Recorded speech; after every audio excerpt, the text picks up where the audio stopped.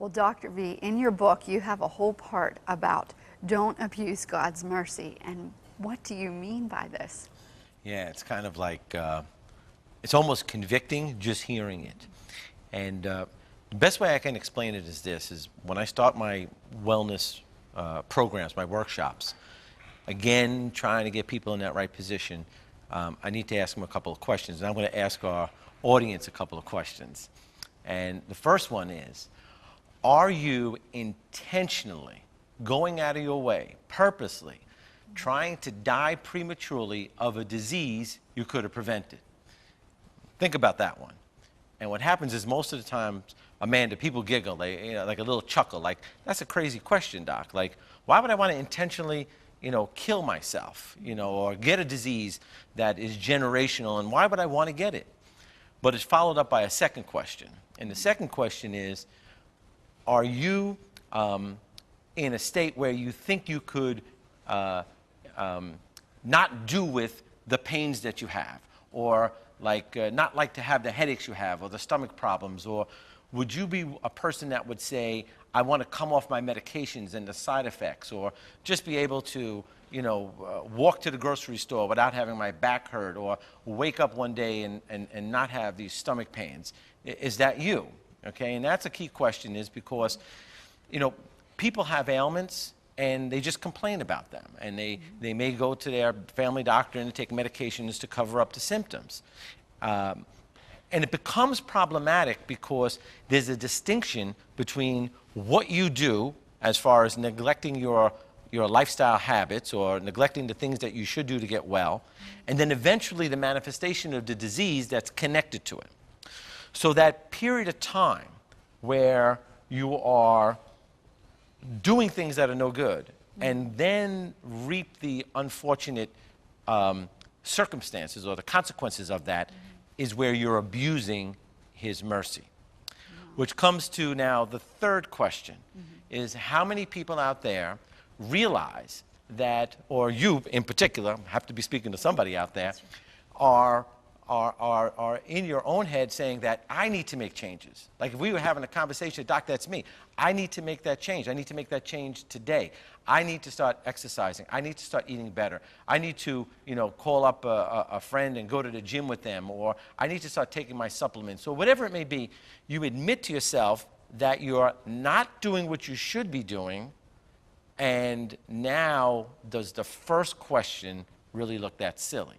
Right. Because if you admitted that you were breaking the rules, or what I call breaking the covenants that God has set forth to ensure wellness, so if you admitted you broke the rules, then in actuality you are intentionally what?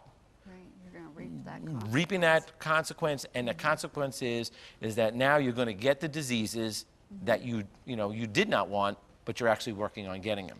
All right, so let me make sure I've got this right. So in your studies, what you found is that if people made lifestyle changes, that the end result's different. Absolutely. So, I mean, there's gazillions of studies that'll prove that point. And the thing, what God has so magnificently built into our body is this ability for us to adapt, to be able to suffer harm from the toxins or the abuse that we put into our body. But he doesn't cast judgment right away. What he does is he gives us the ability to make that change. And we have to be wise. I mean, we know his mercy endures forever, but our body may not endure it forever. Amanda, I know we were talking, before camera about, being healthy and making these changes. So if you're not eating right, you're not exercising, you're not working on your balance, your posture, your neurological system, your stress levels, if you're not doing it, it doesn't mean that you're going to be like Ananias and Sapphira, that the Lord's going to come down and drop you right then and there. He'll give you time. He built it into our body to give us time to make a change. But if we don't do it, then we're abusing his mercy. That's right. And then we end up with the consequence of the exact thing that we didn't want to get in the first place, which makes that first question not a laughing matter anymore. Right. Are you intentionally working on doing something to die prematurely of a disease that you could have prevented?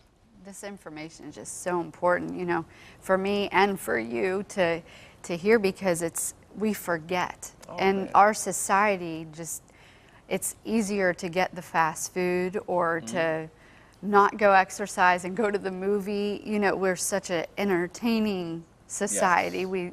We like to sit and feel good, but and this is so good for us to hear, though, and you know because what, we've got to choose when this. I do this, I do it for myself too. You know, my flesh says, lie down and rest too. You know, I'm accountable, like we spoke earlier about, you know, I'm accountable, maybe not to another person, but I'm accountable to the thousands of patients who come into my office. So I got to do what needs to get done in order to have the results that I want. You know, and I want to challenge the people out there. I want you to challenge to realize that those questions are not jokes. You cannot abuse his mercy. If you realize you need to do something, you really need to do it now.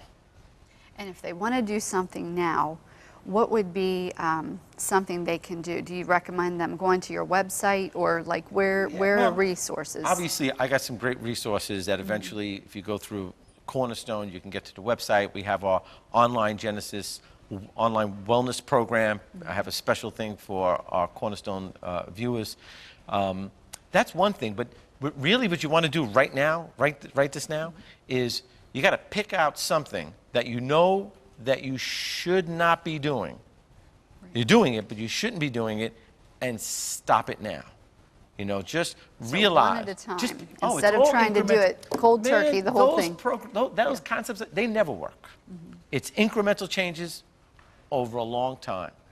Well, this has been such a wonderful blessing to us. We want to mention your book, The Genesis Diet, and you can get that information about it and his website through ctvn.org.